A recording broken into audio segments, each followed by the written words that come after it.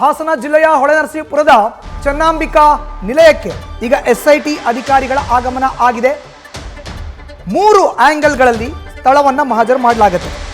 ಒಂದು live evidence, ಇನ್ನೊಂದು technical evidence, physical ಮತ್ತು ಡಿಜಿಟಲ್ ಎವಿಡೆನ್ಸ್. ಈ ರೀತಿ 3 ಆಯಾಮಗಳಲ್ಲಿ 3 ಆಂಗಲ್ಗಳಲ್ಲಿ ಈಗ ಸ್ಥಳ ಮಹಾಜರಾಗುತ್ತೆ. ಪ್ರತ್ಯಕ್ಷ ಸಾಕ್ಷಿ, ಡಿಜಿಟಲ್ ಸಾಕ್ಷ್ಯಾಧಾರ ಮತ್ತು ಟೆಕ್ನಿಕಲ್ ಎವಿಡೆನ್ಸನ್ನು ಕಲೆಕ್ಟ್ ಮಾಡ್ತಾರೆ. 3 ಆಂಗಲ್ಗಳಲ್ಲಿ ಸ್ಥಳ ಮಹಾಜರನ್ನ ಮಾಡ್ತಾರೆ. ಸಂತ್ರಸ್ತ ಮಹಿಳೆಯನ್ನ ಕೂಡ ಸ್ಥಳಕ್ಕೆ ಕರೆದುಕೊಂಡು ಬರುವಂಥ ಪ್ರಕ್ರಿಯೆ ಆಗಿದೆ. ಸಿಬ್ಬಂದಿಗಳು ನೇರವಾಗಿ ರೇವಣ್ಣರ ನಿವಾಸದಲ್ಲಿ 3 ಆಂಗಲ್ಗಳಲ್ಲಿ ಈಗ ಸ್ಥಳ ಮಹಾಜರನ್ನ ಮಾಡ್ತಾರೆ. ಬೆಡ್ರೂಮು, ಅಡಿಗೆ ಮನೆ ಮತ್ತು ಸ್ಟೋರ್ ರೂಮ್. ಸಂತ್ರಸ್ತ ಮಹಿಳೆ ಎಲ್ಲೆಲ್ಲ ಓಡಾಡಿದ್ರು, ಜೊತೆಗೆ HD ರೇವಣ್ಣ ಅವರು ಲೈಂಗಿಕ ದೌರ್ಜನ್ಯ ಎಸಗಿದಂಥ ಸ್ಥಳ ಯಾವುದು, ಹೇರ್ ಸ್ಯಾಂಪಲ್, ಬಟ್ಟೆ ಸ್ಯಾಂಪಲ್ ಏನಾದರೂ ಇದ್ದರೆ ಇದನ್ನೆಲ್ಲ ಕೂಡ ಕಲೆಕ್ಟ್ ಮಾಡ್ತಾರೆ. ಇವತ್ತು ಪ್ರತ್ಯಕ್ಷ ಸಾಕ್ಷಿಯನ್ನು ಕಲೆಕ್ಟ್ ಮಾಡ್ತಾರೆ, ಡಿಜಿಟಲ್ ಎವಿಡೆನ್ಸ್ನ ಕಲೆಕ್ಟ್ ಮಾಡ್ತಾರೆ. 3 ಆ್ಯಂಗಲ್ನಲ್ಲಿ ಸ್ಥಳ ಪರಿಶೀಲನೆಯನ್ನು ಮಾಡ್ತಾರೆ, ಮಹಾಜರನ್ನ ಮಾಡ್ತಾರೆ. ಇನ್ನು ಈಗಾಗಲೇ ರೇವಣ್ಣರ ನಿವಾಸಕ್ಕೆ SIT ಅಧಿಕಾರಿಗಳ ಆಗಮನ ಆಗಿದೆ. ಭವಾನಿ ರೇವಣ್ಣ ಅವರು ಕೂಡ ಇದೇ ನಿವಾಸದಲ್ಲಿ ಇದ್ದಾರೆ. ಬಟ್ ಭವಾನಿ ರೇವಣ್ಣ ಅವ್ರನ್ನ ಸ್ಥಳ ಮಹಾಜರು ಮಾಡೋ ಅಂಥ ಸಂದರ್ಭದಲ್ಲಿ ಸಂತ್ರಸ್ತೆಯ ಮುಂದೆ ಆಗಿರಬಹುದು ಅಥವಾ ಅಧಿಕಾರಿಗಳ ಮುಂದೆ ಆಗಿರಬಹುದು, ಬರಲಿಕ್ಕೆ ಬಿಡಲ್ಲ. ಅವ್ರನ್ನ ಸಪ್ರೇಟಾಗಿ ಇಟ್ಟು ಸಂತ್ರಸ್ತ ಮಹಿಳೆಯ ಹೇಳಿಕೆಗಳನ್ನು ದಾಖಲು ಮಾಡಿಕೊಳ್ಳಲಾಗುತ್ತೆ. ಸಂತ್ರಸ್ತ ಮಹಿಳೆ ಈಗಾಗಲೇ ತನ್ನ ದೂರನ್ನು ದಾಖಲು ಮಾಡುವಂಥ ಸಂದರ್ಭದಲ್ಲೇ ಲೈಂಗಿಕ ದೌರ್ಜನ್ಯವನ್ನು ಎಸಗಿರುವಂಥ ವಿಚಾರಕ್ಕೆ ಸಂಬಂಧಪಟ್ಟಂತೆ ನಾನು ಭವಾನಿ ರೇವಣ್ಣ ಅಕ್ಕ ಅವ್ರಿಗೆ ವಿಷಯವನ್ನು ತಿಳಿಸಿದ್ದೇನೆ ಅನ್ನೋ ಒಂದು ಮಾಹಿತಿ ತಿಳಿಸಿದ್ದಾರೆ, ಅವರ ದೂರಿನಲ್ಲಿ ದಾಖಲಿಸಿದ್ದಾರೆ. ಜೊತೆಗೆ 6 ಜನ ಮಹಿಳೆಯರು ಇದ್ದರು ಅನ್ನೋ ಒಂದು ಹೇಳಿಕೆಯನ್ನು ಕೂಡ ಈಗಾಗಲೇ ದೂರಿನಲ್ಲಿ ಉಲ್ಲೇಖಿಸಿದ್ದಾರೆ. ಅವಶ್ಯಕತೆ ಬಿದ್ದಲ್ಲಿ ಆ 6 ಮಹಿಳೆಯರನ್ನ ಕೂಡ ಅವರೇನಾದರೂ ಇವತ್ತು ಹೊಳೆನರಸೀಪುರದಲ್ಲೇ ಇದ್ದರೆ, ಅವರು ಅದೇ ಮನೆಯಲ್ಲಿ ಏನಾದರೂ ಇದ್ದರೆ ಅವರ ವಿಚಾರಣೆಯನ್ನು ಕೂಡ ನಡೆಸಿ ಅವರಿಂದ ಕೂಡ ಒಂದಷ್ಟು ಹೇಳಿಕೆಗಳನ್ನು ದಾಖಲು ಮಾಡ್ಕೊಳ್ಳೋಂಥ ಪ್ರಕ್ರಿಯೆ ಆಗುತ್ತೆ. ಇನ್ನು ಡಿಜಿಟಲ್ ಎವಿಡೆನ್ಸ್, CC ಕ್ಯಾಮ್ರಾಗಳು ಇದ್ದರೆ ಆ ಒಂದು ಎವಿಡೆನ್ಸ್ನ ಕೂಡ ಕಲೆಕ್ಟ್ ಮಾಡ್ಕೊಳ್ಳಾಗುತ್ತೆ. ಪ್ರಕರಣ ಯಾವತ್ತು ನಡೀತಿದ್ದು, ನಿಮ್ಮ ಮೇಲೆ ಲೈಂಗಿಕ ದೌರ್ಜನ್ಯ ನಡೆದಂಥ ದಿನಾಂಕ ಯಾವುದು, ಸಮಯ ಯಾವುದು, ಸ್ಥಳ ಯಾವುದು, ಹೀಗೆ ಪ್ರತಿಯೊಂದು ಪ್ರಶ್ನೆಯನ್ನು ಕೂಡ ನೇರವಾಗಿ ಅಧಿಕಾರಿಗಳು ಕೇಳಿದ್ದಾರೆ. ಹೆಚ್ಚಿನ ಮಾಹಿತಿಯನ್ನು ನೀಡುತ್ತಾರೆ ನಮ್ಮ ಪ್ರತಿನಿಧಿ ಸಂದೇಶ್. ದೂರವಾಣಿ ಸಂಪರ್ಕಕ್ಕೆ ಸಿಕ್ಕಿದ್ದಾರೆ. ಸಂದೇಶ್, ನೀವೀಗಾಗಲೇ ಪ್ರಕ್ರಿಯೆಯ ಬಗ್ಗೆ ಹೇಳ್ತಾ ಇದ್ರಿ. ಈಗ ಭವಾನಿ ರೇವಣ್ಣ ಅವ್ರನ್ನ ಹೊರತುಪಡಿಸಿ ಸಂತ್ರಸ್ತೆ ಮಹಿಳೆಯನ್ನು ಈಗ ಒಳಗಡೆ ಕರ್ಕೊಂಡು ಹೋಗಿರುವಂಥ ಸಂದರ್ಭ ಮುಗ್ದಿದೆ. ಬೇರೆ ಯಾರೆಲ್ಲ ಇದ್ದಾರಂತೆ ನಿವಾಸದಲ್ಲಿ, ಅದ್ರ ಬಗ್ಗೆ ಏನಾದರೂ ಮಾಹಿತಿ ಸಿಗ್ತಾ ಇದೆಯಾ, ಹೇಗೆ?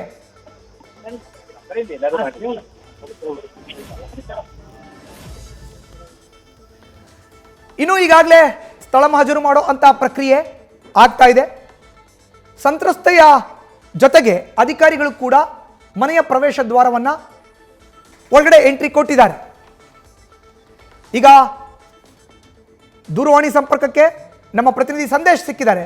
ಸಂದೇಶ್, ನೀವೀಗಾಗಲೇ ಹೇಳ್ತಾ ಇದ್ರಿ ಭವಾನಿ ರೇವಣ್ಣ ಅವರು ಮನೆ ಒಳಗಡೆ ಇದ್ದಾರೆ ಅಂತ. SIT ಅಧಿಕಾರಿಗಳ ಜೊತೆ ಸಂತ್ರಸ್ತೆ ಕೂಡ ಮನೆ ಒಳಗಡೆ ಪ್ರವೇಶವನ್ನು ಪಡೆದಿದ್ದಾಗಿದೆ. ಭವಾನಿ ರೇವಣ್ಣರನ್ನ ಹೊರತುಪಡಿಸಿ ಬೇರೆ ಯಾರೆಲ್ಲ ಇದ್ದಾರಂತೆ ನಿವಾಸದಲ್ಲಿ, ಅದ್ರ ಬಗ್ಗೆ ಏನಾದರೂ ಮಾಹಿತಿ ಸಿಗ್ತಾ ಇದೆಯಾ, ಹೇಗೆ ಸಂದೇಶ್? ಮಧುಸೂದನ್, ಈಗಿನ ಮಾಹಿತಿ ಪ್ರಕಾರವಾಗಿ ಭವಾನಿ ರೇವಣ್ಣ ಅವರು ಮಾತ್ರ ಚನ್ನಾಂಬಿಕಾ ನಿಲಯದಲ್ಲಿ ಈಗ ಇದ್ದಾರೆ ಅನ್ನೋ ಮಾಹಿತಿಗಳು ಲಭ್ಯವಾಗ್ತಾ ಇದೆ. ಅಂದ್ರೆ ಭವಾನಿ ರೇವಣ್ಣ ಹಾಗೆ ಮನೆ ಕೆಲಸದವರು ಕೂಡ ಸಾಕಷ್ಟು ಜನ ಇದ್ದಾರೆ ಅಂತ ಮಾಹಿತಿ ಲಭ್ಯವಾಗಿದೆ. ಈಗಾಗಲೇ ಸ್ಥಳ ಮಹಾಜರು ಮಾಡೋದಕ್ಕೂ ಮುನ್ನ ಸ್ಥಳೀಯ ಪೊಲೀಸರು ಅಂದ್ರೆ ಹೊಳೆನರಸೀಪುರ ನಗರ ಪೊಲೀಸರು ಈಗಾಗಲೇ ಭೇಟಿ ಕೊಟ್ಟಿದ್ರು. ಇದರ ಉದ್ದೇಶವೇ ಇಷ್ಟು, ಅಂದ್ರೆ ಪ್ರಮುಖವಾಗಿ ಒಳಗಿರುವಂತವರನ್ನ ಎಲ್ಲರನ್ನೂ ಕೂಡ ಕಂಪ್ಲೀಟ್ ಆಗಿ ಒಂದ್ ಕಡೆ ಸೇರಿಸಬೇಕು ಅಥವಾ ಒಂದ್ ಕಡೆ ಅವ್ರನ್ನ ಕೂರಿಸ್ಬೇಕು, ಅಥವಾ ಭವಾನಿ ರೇವಣ್ಣ ಅವರಿದ್ರೆ ಅವರನ್ನ ಸಪರೇಟ್ ಆಗಿ ಒಂದು ಕೊಠಡಿಯಲ್ಲಿ ಇರಬೇಕು, ಅಥವಾ ಸ್ಪೆಸಿಫಿಕ್ ಆಗಿ ಇವು ಈಗಾಗಲೇ ಸಂತ್ರಸ್ತ ಮಹಿಳೆ ಕಂಪ್ಲೇಂಟ್ ಕೊಟ್ಟಂತೆ ಅಡಿಗೆ ಮನೆ, ಬೆಡ್ರೂಮ್ ಹಾಗೆ ಸ್ಟೋರ್ ರೂಮ್ ಏನಿದೆ ಈ ಭಾಗದ ಹತ್ತಿರಕ್ಕೆ ಅವ್ರನ್ನ ಬಿಡದಂತೆ ನೋಡ್ಕೊಳ್ಬೇಕು ಅನ್ನೋ ಕಾರಣಕ್ಕೆ ಸ್ಥಳೀಯ ಪೊಲೀಸರು ಬಂದು ಈಗಾಗಲೇ ಅವ್ರಿಗೆ ಇಂಟಿಮೇಟ್ ಅನ್ನ ಮಾಡಿದ್ರು. ಅಂದ್ರೆ ಈ ರೀತಿಯಲ್ಲಿ SIT ಅಧಿಕಾರಿಗಳು ಬರ್ತಾರೆ, SIT ಅಧಿಕಾರಿಗಳು ಸ್ಥಳ ಮಹಾಜರಿಗೆ ಬರ್ತಿರೋದ್ರಿಂದ ನೀವು ಯಾವುದೇ ಕಾರಣಕ್ಕೂ ಕೂಡ ಈ ಒಂದು ಅಡಿಗೆ ಮನೆ ಆಗಿರ್ಬೋದು, ಬೆಡ್ರೂಮ್ ಹಾಗೆ ಸ್ಟೋರ್ ರೂಮ್ ಕಡೆ ಆ ಸಂತ್ರಸ್ತ ಮಹಿಳೆ ಕೂಡ ಬರ್ತಾರೆ, ದಯವಿಟ್ಟು ನೀವು ಬೇರೆ ಕಡೆಗೆ ಶಿಫ್ಟ್ ಆಗಿ ಅಂತ ಹೇಳಿ ಅವ್ರನ್ನ ಮಾಡಿ ಮೇಲೆ ಅಥವಾ ಯಾವ್ದಾದ್ರು ಬೇರೆ ಕಡೆಗಳಲ್ಲಿ ಅಂದ್ರೆ ಆ ಒಂದು ಸ್ಥಳಗಳಿಂದ ಒಂದು ದೂರದಲ್ಲಿ ಅವ್ರನ್ನ ಕೂರಿಸಲಾಗುತ್ತೆ. ಕಂಪ್ಲೀಟ್ ಆಗಿ ಒಂದು ರೂಮ್ ನಲ್ಲಿ ಕೂರಿಸಿದ ಬಳಿಕ ಇಲ್ಲಿ ಸ್ಥಳ ಮಹಾಜರನ್ನ ಮಾಡಲಾಗುತ್ತೆ. ಆದ್ರೆ ಇಲ್ಲಿ ಪ್ರಮುಖವಾಗಿರುವಂತಹ ಮತ್ತೊಂದು ಉದ್ದೇಶ ಅಂದ್ರೆ SIT ಅಧಿಕಾರಿಗಳ ಉದ್ದೇಶ ಅಂದ್ರೆ ಇಲ್ಲಿ ಸಂತ್ರಸ್ತೆಗೆ ಯಾವುದೇ ಕಾರಣಕ್ಕೂ ಕೂಡ ಪ್ರಭಾವ ಬೀರಬಾರ್ದು ಅಥವಾ ಅವ್ರಿಗೆ ಭಯ ಹುಟ್ಟಿಸುವಂತಹ ಕೆಲಸಗಳು ಆಗ್ಬಾರ್ದು ಅನ್ನೋ ಕಾರಣಕ್ಕಾಗಿ ಈಗ ಭವಾನಿ ರೇವಣ್ಣ ಅವ್ರಿಗೂ ಕೂಡ ಇಂಟಿಮೇಟ್ ಮಾಡುವಂತ ಕೆಲಸವನ್ನ ಈಗಾಗಲೇ SIT ಅಧಿಕಾರಿಗಳು ಕೂಡ ಮಾಡಿದ್ದಾರೆ.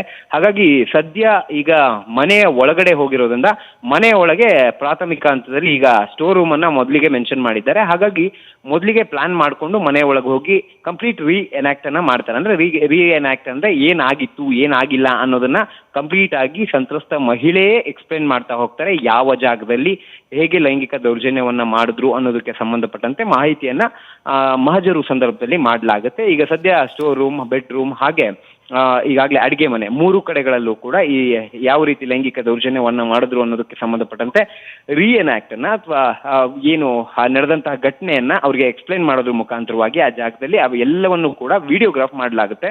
ವಿಡಿಯೋ ಚಿತ್ರೀಕರಣ ಮಾಡಿದಂತ ಸಂದರ್ಭದಲ್ಲಿ ಅದು ಕೂಡ ಎವಿಡೆನ್ಸ್ ಆಗಿ ಉಳ್ಕೊಳ್ಳುತ್ತೆ. ಈಗ ಸದ್ಯ SIT ಅಧಿಕಾರಿಗಳು ಒಳಗಡೆ ಹೋಗಿರೋದ್ರಿಂದ ಯಾವುದೇ ಪ್ರಭಾವಕ್ಕೆ ಪ್ರಭಾವ ಅಥವಾ ಭಯ ಹುಟ್ಟಿಸುವಂತ ಕೆಲಸಗಳಾಗಬಾರ್ದು ಅಂತ ಬರೀ ಭವಾನಿ ರೇವಣ್ಣ ಮಾತ್ರ ಅಲ್ಲ, ಮನೆ ಕೆಲಸದವ್ರು ಯಾರು ಇರ್ತಾರೆ ಅಂತವ್ರೆಲ್ಲರನ್ನೂ ಕೂಡ ಒಂದ್ ಕಡೆ ಇರಿಸಲಾಗುತ್ತೆ. ಒಳಗಡೆ ಯಾರನ್ನೂ ಕೂಡ ಬಿಡೋದಿಲ್ಲ. ಇಂತ ಬರೀ ಸಂತ್ರಸ್ತ ಮಹಿಳೆ ಹಾಗೆ ಪೊಲೀಸರು ಮಾತ್ರ ಅಥವಾ SIT ಅಧಿಕಾರಿಗಳು ಮಾತ್ರ ಇರ್ತಾರೆ. ಅವರು ಸ್ಥಳ ಮಹಜರನ್ನ ಮಾಡ್ತಾ ಹೋಗ್ತಾರೆ. ಸ್ಥಳ ಮಹಜರು ಮಾಡುವಂತ ಸಂದರ್ಭದಲ್ಲಿ ಯಾರನ್ನೂ ಕೂಡ ಅವರ ಹತ್ರಕ್ಕೂ ಕೂಡ ಬಿಡೋದಿಲ್ಲ.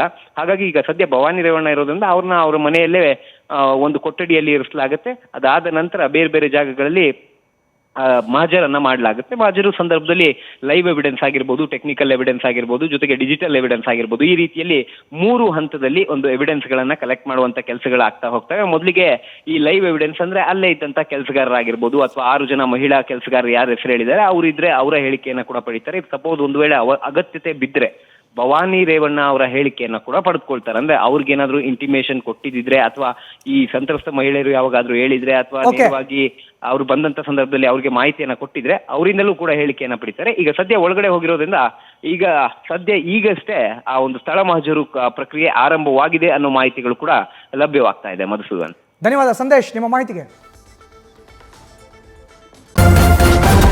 ನ್ಯೂಸ್ ಫಸ್ಟ್ ನಿರ್ಭೀತಿಯಿಂದ ನಿಮ್ಮ ಪರವಾಗಿ.